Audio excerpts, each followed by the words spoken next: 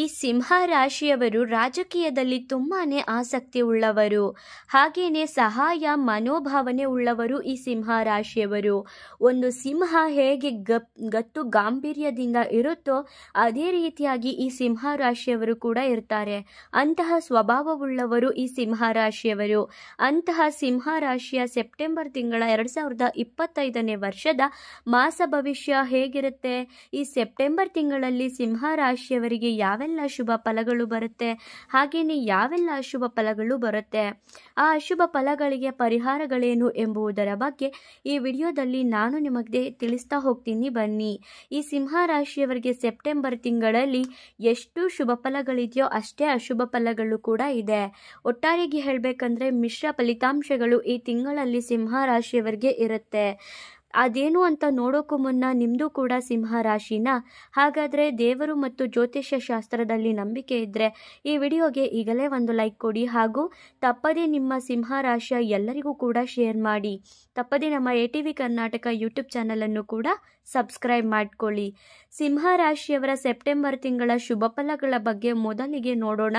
ಆ ನಂತರ ಸಿಂಹ ರಾಶಿಯವರು ಏನೇನು ಎಚ್ಚರಿಕೆಯನ್ನು ವಹಿಸ್ಕೊಬೇಕು, ಹಾಗೇನೆ ಏನೇನು ಪರಿಹಾರಗಳನ್ನ ಮಾಡ್ಕೊಬೇಕು ಅಂತ ನೋಡೋಕ್ಕೂ ಮುನ್ನ ಸಿಂಹ ರಾಶಿಯವರ ಶುಭ ಫಲಗಳ ಬಗ್ಗೆ ನೋಡೋಣ. ಗುರು ಲಾಭಸ್ಥಾನದಲ್ಲಿ ಇರೋದ್ರಿಂದ ರಾಜಕೀಯ ನಾಯಕದವರಿಗೆ ಜಯ ಅನ್ನೋದು ಪ್ರಾಪ್ತಿಯಾಗತ್ತೆ. ಈ ಸಿಂಹ ರಾಶಿಯವರು ಸರ್ಕಾರಿ ಕೆಲಸಗಳಿಗೆ, ಸರ್ಕಾರಕ್ಕೆ ತುಂಬ ಅಂದರೆ ತುಂಬಾ ಗೌರವನ ಸಲ್ಲಿಸ್ತಿರ್ತಾರೆ. ಸರ್ಕಾರದ ವಿಷಯದಲ್ಲಿ ತುಂಬ ಕೆಲಸ ಮಾಡೋರು ಅಂದರೆ ಈ ಸಿಂಹ ರಾಶಿಯವರು. ಇಂತಹ ಸಿಂಹ ರಾಶಿಯವರಿಗೆ ಗುರು ಲಾಭಸ್ಥಾನದಲ್ಲಿರೋದ್ರಿಂದ ನೀವೇನಾದರೂ ರಾಜಕೀಯದಲ್ಲಿದ್ದರೆ ಅಥವಾ ರಾಜಕೀಯ ನಾಯಕರು ಯಾರ್ಯಾರಾಗಿದ್ದೀರೋ ಅಂಥವ್ರಿಗೆ ವಿಪರೀತವಾದಂತಹ ಲಾಭ ಅನ್ನೋದು ಈ ತಿಂಗಳಲ್ಲಿ ಆಗತ್ತೆ.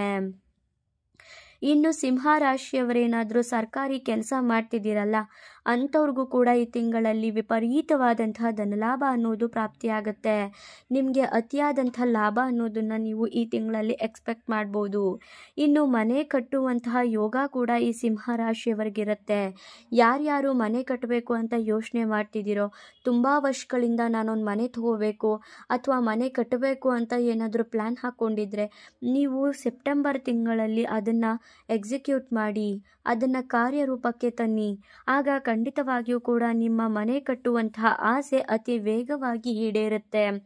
ಇನ್ನು ಉದ್ಯೋಗ ಯಾರ್ಯಾರು ಹುಡುಕ್ತಿದ್ದೀರೋ ಅಂಥವ್ರಿಗೆ ಉತ್ತಮವಾದಂಥ ಉದ್ಯೋಗ ಅನ್ನೋದು ಪ್ರಾಪ್ತಿಯಾಗತ್ತೆ.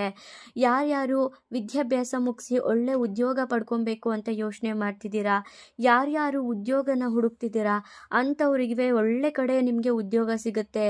ಒಳ್ಳೆ ಸಂಬಳ ಇರುತ್ತೆ, ಒಳ್ಳೆ ಕಡೆ ಜಗಳಗಳಿಲ್ಲದೆ ಇರುವಂಥ ಕಡೆ ನಿಮಗೆ ಒಳ್ಳೆ ಉದ್ಯೋಗ ಸಿಗುತ್ತೆ ಅಂತಾನೆ ಹೇಳ್ಬೋದು. ಇನ್ನು ರೈತರಿಗೂ ಕೂಡ ವಿಪರೀತವಾದಂಥ ಧನಪ್ರಾಪ್ತಿ ಯೋಗ ಇದೆ.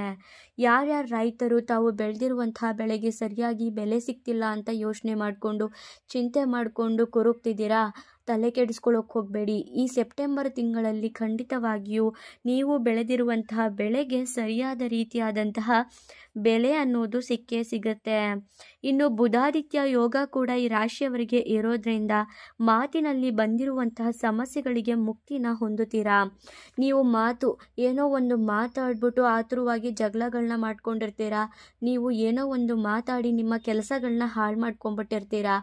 ಆದರೆ ನಿಮ್ಮ ಮಾತಿನಿಂದ ಯಾವ್ಯಾವ ಕೆಲಸಗಳು ಹಾಳಾಗಿದೆ ಆ ಎಲ್ಲ ಕೆಲಸಗಳು ಕೂಡ ನಿಮಗೆ ಅದನ್ನು ಉತ್ತಮ ರೀತಿಯಲ್ಲೇ ಆಗುತ್ತೆ. ಅಂತಹ ಮಾತಿನಿಂದ ಬಂದಿರುವಂತಹ ಸಮಸ್ಯೆಗಳೆಲ್ಲವೂ ಕೂಡ ನಿವಾರಣೆ ಆಗುತ್ತೆ. ಇನ್ನು ಕುಜನಿಂದ ಶತ್ರುಗಳ ಸಂಹಾರವಾಗುತ್ತೆ.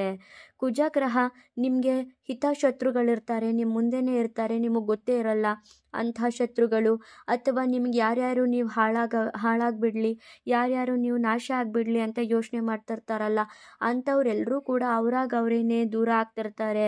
ಕುಜನಿಂದ ಶತ್ರುಗಳ ಸಂಹಾರ ಕೂಡ ಆಗತ್ತೆ. ಇನ್ನು ಭೂಮಿ ವ್ಯಾಪಾರ ವ್ಯವಹಾರಸ್ಥರಿಗೆ ವಿಪರೀತವಾದಂತಹ ಲಾಭ ಅಂತಾನೆ ಹೇಳ್ಬೋದು.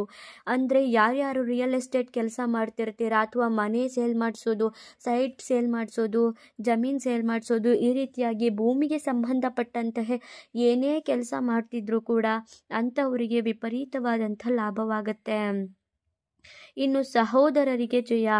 ಈ ಸಿಂಹ ರಾಶಿಯವರಿಗೆ ಯಾರ್ಯಾರು ಅಣ್ಣ ತಮ್ಮಂದಿರು ಅಥವಾ ಅಣ್ಣ ತಮ್ಮಂದಿರ ಸ್ಥಾನದಲ್ಲಿರ್ತಾರೋ ಅಂಥವ್ರಿಗೆ ಸಿಂಹ ರಾಶಿಯವರಿಂದ ಹೆಲ್ಪ್ ಆಗುತ್ತೆ. ಇನ್ನು ಹಣಕಾಸು ಚೆನ್ನಾಗಿರುತ್ತೆ. ಈ ತಿಂಗಳಲ್ಲಿ ನಿಮ್ಮ ಕೈಯಲ್ಲಿ ಹಣ ಚೆನ್ನಾಗಿ ಓಡಾಡುತ್ತೆ. ಮದುವೆಯಲ್ಲಿ ಅನುಕೂಲ ಅಂತಾನೆ ಹೇಳ್ಬೋದು. ನೀವೇನಾದರೂ ಮದುವೆ ಆಗಬೇಕು ಅಂತ ಪ್ಲ್ಯಾನ್ ಮಾಡ್ತಿದ್ರೆ ಈ ಟೈಮಲ್ಲಿ ನೀವು ಖಂಡಿತವಾಗಿಯೂ ಕೂಡ ಮದುವೆ ಆಗುವಂತಹ ಯೋಗ ಇರುತ್ತೆ. ವಿದ್ಯಾರ್ಥಿಗಳಿಗೆ ಉತ್ತಮ ಪ್ರಗತಿ ಕೂಡ ಉಂಟಾಗುತ್ತೆ. ನೀವು ವಿದ್ಯಾಭ್ಯಾಸದಲ್ಲಿ ಕ್ಲಾಸಿಗೆ ಫಸ್ಟ್ ಬರೋದು, ಕಾಂಪಿಟೇಟಿವ್ ಎಕ್ಸಾಮ್ಸಲ್ಲಿ ಪಾಸ್ ಆಗೋದು, ಈ ರೀತಿಯಾಗಿ ನೀವು ಖಂಡಿತವಾಗಿಯೂ ಕೂಡ ಮಾಡ್ತೀರಾ. ಇನ್ನು ಇಷ್ಟೆಲ್ಲ ಶುಭ ಫಲಗಳನ್ನ ನೋಡಿದ್ರಿ. ಅಶುಭ ಫಲಗಳೇನೇನಿದೆ ಅಂತ ನೋಡೋದಾದರೆ, ಕೇತುವಿನಿಂದ ನಿಮ್ಮ ಕೆಲಸದಲ್ಲಿ ವಿಘ್ನಗಳು ಬರಬಹುದು. ನಿಮಗೆ ಗುರುಗ್ರಹ ಚೆನ್ನಾಗಿದ್ದಾರೆ, ಹಾಗೆಯೇ ಕುಜಗ್ರಹ ಕೂಡ ಚೆನ್ನಾಗಿದ್ದಾರೆ, ಬುಧಾದಿತ್ಯ ಯೋಗ ಕೂಡ ಇದೆ. ಇಷ್ಟೆಲ್ಲ ಇದ್ದರೂ ಕೂಡ ಕೇತು ನಿಮಗೆ ನಿಮ್ಮ ಕೆಲಸದ ಸ್ಥಳಗಳಲ್ಲಿ ವಿಘ್ನಗಳನ್ನ ಮಾಡ್ತಾರೆ. ನೀವು ಯಾವುದಾದ್ರೂ ಕೆಲಸನ ಶುರು ಮಾಡ್ಕೋಬೇಕು ಅಂತ ಅಂದ್ಕೊಂಡಿದ್ರೆ ಅದರಲ್ಲೂ ಕೂಡ ನಿಮಗೆ ತೊಂದರೆಗಳನ್ನ ಕೊಡ್ತಾ ಬರ್ತಾರೆ. ಹಾಗಾಗಿ ನಿಮ್ಮ ಕೆಲಸದಲ್ಲಿ ನೀವು ಹೆಚ್ಚಿನ ಗಮನನ ನೀವು ಹರಿಸ್ಬೇಕಾಗತ್ತೆ. ವಿವಾಹ ಸ್ಥಾನದಲ್ಲಿ ರಾಹು ಇರೋದ್ರಿಂದ ಪ್ರೀತಿ ದ್ವೇಷ ಎರಡೂ ಕೂಡ ಇರುತ್ತೆ. ರಾಹು ವಿವಾಹ ಸ್ಥಾನದಲ್ಲಿ ಬಂದ್ಬಿಟ್ರೆ ತುಂಬ ಅಂದರೆ ತುಂಬಾ ಪ್ರೀತಿನೂ ಮಾಡ್ತೀರಾ, ತುಂಬ ಅಂದರೆ ತುಂಬಾ ಜಗಳಗಳು ದ್ವೇಷಗಳನ್ನು ಕೂಡ ಮಾಡ್ತೀರಾ. ಆ ಥರ ನಿಮಗೆ ರಾಹು ಈ ತಿಂಗಳಲ್ಲಿ ಕೊಡ್ತಿದ್ದಾರೆ. ಜಗಳ ಪ್ರೀತಿ ಎರಡೂ ಕೂಡ ನಿಮ್ಮ ದಾಂಪತ್ಯದಲ್ಲಿ ಆಗುತ್ತೆ.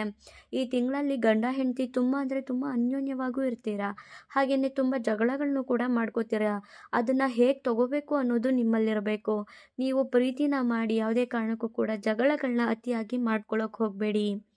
ಇನ್ನು ಅಷ್ಟಮದಲ್ಲಿ ಶನಿ ಇರೋದ್ರಿಂದ ಅತಿಯಾದಂಥ ಆತ್ಮವಿಶ್ವಾಸ ಬೇಡ.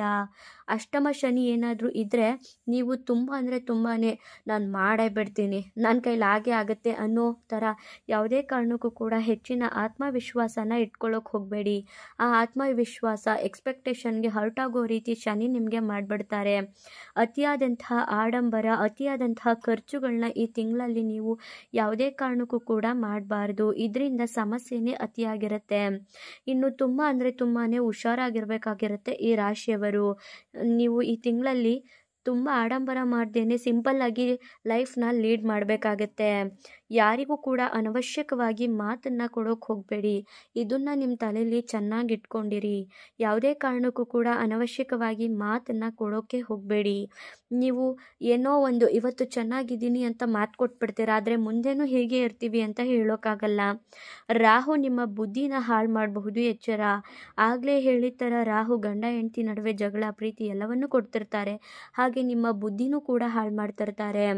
ಕೆಟ್ಟದ ಕಡೆ ನೀವು ಗಮನನ ಕೊಡೋಕೆ ಹೋಗಬೇಡಿ. ಒಳ್ಳೆಯದ್ರ ಕಡೆನೇ ಗಮನನ ಹರಿಸ್ಬೇಕಾಗತ್ತೆ. ಇನ್ನು ವಿದ್ಯೆಯಲ್ಲಿ ಏಕಾಗ್ರತೆ ಅನ್ನೋದು ತುಂಬ ಅಂದರೆ ತುಂಬಾ ಮುಖ್ಯವಾಗಿರುತ್ತೆ. ಈ ಸಿಂಹರಾಶಿಯ ವಿದ್ಯಾರ್ಥಿಗಳು ವಿದ್ಯಾಭ್ಯಾಸದಲ್ಲಿ ತುಂಬ ಅಂದರೆ ತುಂಬಾ ಗಮನನ ಹರಿಸ್ಬೇಕಾಗತ್ತೆ. ನೀವು ತುಂಬ ಏಕಾಗ್ರತೆ ಇಟ್ಟು ನೀವು ವಿದ್ಯಾಭ್ಯಾಸ ಮಾಡಬೇಕಾಗತ್ತೆ. ಇನ್ನು ಪರಿಹಾರಗಳೇನೇನು ಮಾಡ್ಕೋಬೇಕು ಅಂತ ನೋಡೋದಾದರೆ, ರಾಮನ ಜಪ ಮಾಡಿ, ಹನುಮಾನ್ ಚಾಲೀಸ ಪಠನೆ ಮಾಡಿ, ಪ್ರತಿ ಶನಿವಾರ ಶನಿದೇವರ ದೇವಾಲಯಕ್ಕೆ ಭೇಟಿ ನೀಡಿ. ಇದರಿಂದ ನಿಮ್ಮಲ್ಲಿರುವಂತಹ ಈ ತೊಂದರೆಗಳು ಕಡಿಮೆ ಆಗ್ತಾ ಬರುತ್ತೆ.